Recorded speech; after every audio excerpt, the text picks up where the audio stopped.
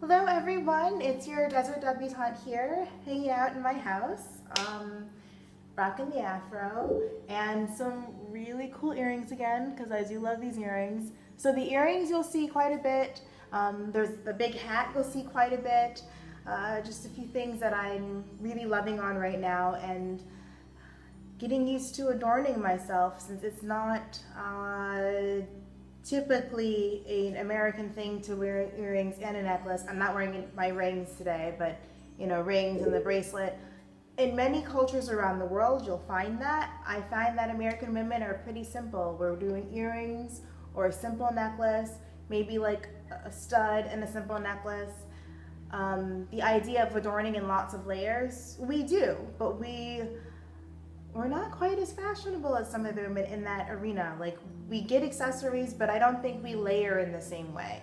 And it's an interesting thing being out here and encountering other expat cultures and realizing that I probably need to step my accessory game up. So getting used to trying to layer and wear things that I like and do things that I enjoy, because it's how life works out here. It's how I'm growing and exploring. I also wanted to make a video because there's been a lot of stuff happening here, like a lot. And for many of you who have been following the news and trying to figure out what's going on, yes, I'm making this video post the death of our beloved king, King Abdullah, and he is a beloved king for me because without this man and his vision, I would not be able to be here. I would not be doing the job that I'm doing. I would not be able to explore this beautiful country. It is because of this man and his vision that I am able to experience the beauty of Saudi Arabia, both the people and the landscape and the region and all of it, and being able to break down the stereotypes and the poorly given messages that have been put out about this area from people that aren't spending as much time here. So I'm really thankful for that. I want to do a little bit of what I understand.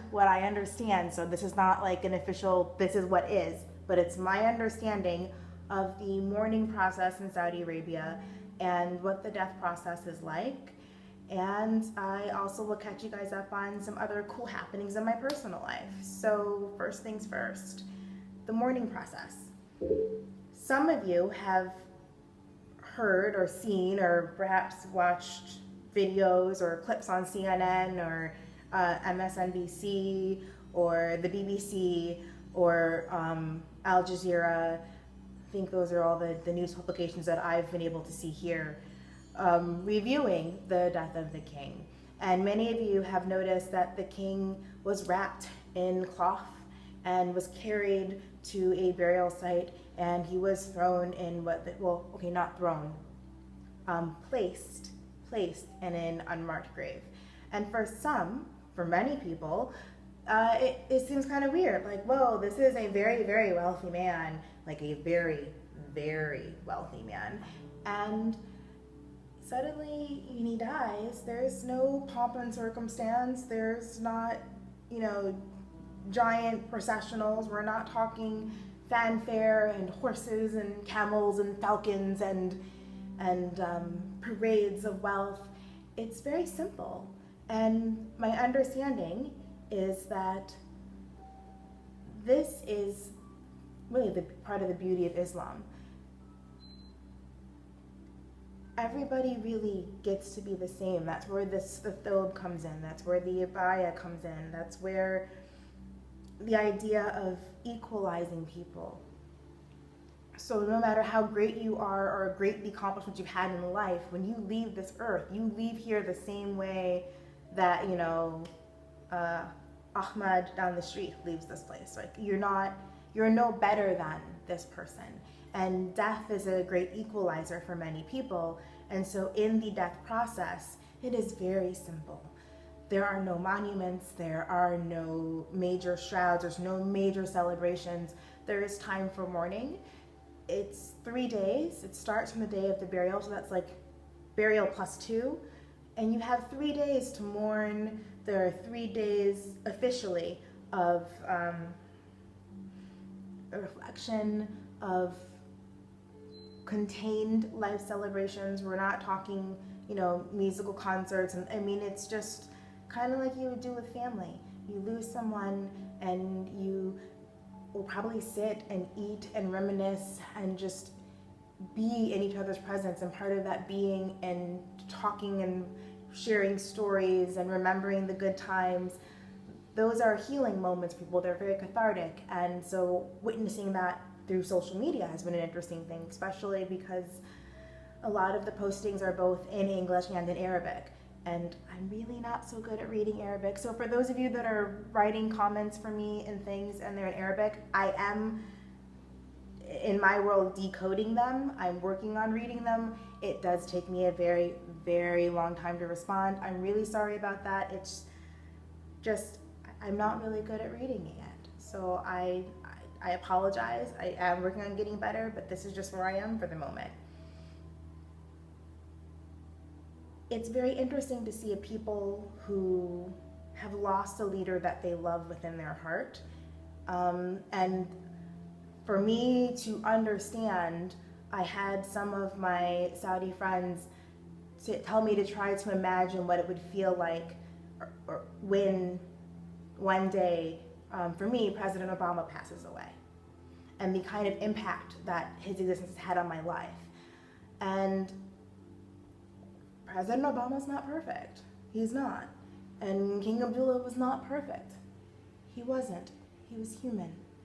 And he did things in a way that was slow, but progressive. He did lay the foundation for some additional changes to happen. I'm not so sure if all of them will be continued to be carried through. That is up to our new king, King Solomon.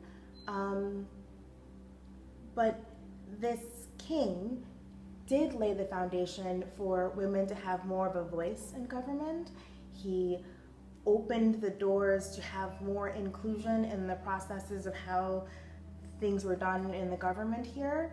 He believed very much in education, very, very much in education. I mean, this country in the past 5 years alone has grown over 20 universities. Like, education is key, and education lays the foundation for other changes to come of their own naturally, because the more that you know, as I say, when you know better, you do better, people will have a chance to incorporate what their version of doing better is. And for that, I'm thankful, and I'm happy to be able to say that I'm here at this big turning point in history. I don't know what it will look like 2 months from now or 5 years from now. I have no clue. But I do know that I'm here, and I'm living and breathing and existing in it, and very thankful to be here for it. So those are my updates on the mourning process. Very short, very concise. And moving on to other cool developments in my life. Yay! So we're almost at 1 year. Almost. So I will do a cool, fun 1 year video. I promise I will actually do this. I know that I do promise videos sometimes and don't quite get around to them. I will be doing a 1 year video. I will go back to the mall. I will go back. We'll do a longer video in the mall, and maybe I'll do like my top 3 malls. We'll go shopping in all 3 together. I didn't realize that some of you actually want longer videos. I try to keep things short because I can only stand here and fluff in my video journal for so long. No, it's easier for me to try and keep things concise because it's shorter on the uploading time, and I feel like people don't want to listen to me talk for hours, and if you did, if you know me personally, you'll call. So I will work on a longer mall video. And some other quick questions that I've had, I will do a question and answer video from all of the questions in the comments in the YouTube section, because I didn't realize anybody was really I figured somebody might watch, but the time to stop and then actually leave a comment, I didn't think anybody was really doing that. And I've kind of been ignoring my comment section. So for everybody that's been commenting, I'm so sorry. I am, I'm not meaning to ignore you. I didn't realize that existed until today. So I have some homework to do. So I'll be digging through some of the comments and the emails that I've received and the messages that I've been getting on Facebook, because I really did not think that anybody was communicating with me that way, so I wasn't responding. But I will now. When you know better, you do better. So those things are happening. Oh, tomorrow I will participate. I've decided it's World Hijab Day. And even though being an expat where I'm able to work within this compound, I don't have to wear a hijab, I will wear a hijab to work tomorrow, because being in Saudi Arabia and talking to women who choose to wear the hijab, and it is a choice, it is. Like, really, if all of the women that lived here tomorrow, every last one of them decided that they did not want to do so and chose not to and made a physical standoff, that's too many women for people to try and corral to do something. It's just far too, it's really far too many. And things would have to change. But part of why women wear hijab, and from what I understand, it's a personal choice about modesty. The same reason why I don't walk outside of my house in the US with pasties and like a thong. I wear clothes. I cover my body. I don't expose everything. That is my choice. And I feel like the message on that gets misconstrued quite often, and people are like, oh, you're being told to cover. A lot of these women, it's like you being told to wear a shirt. You wear a shirt. And how long or short sleeve it is, or maybe for the hijab, maybe the color it is, or how tight you tie it, or if you do the niqab, or if you don't do the niqab, that would be the difference in like your different chemise styles and whatnot. It's a personal choice. And for many women, it really does become more of a personal choice when you are not here in Saudi Arabia. But here, the choice for me to wear it, I'm going to wear it. I'll experience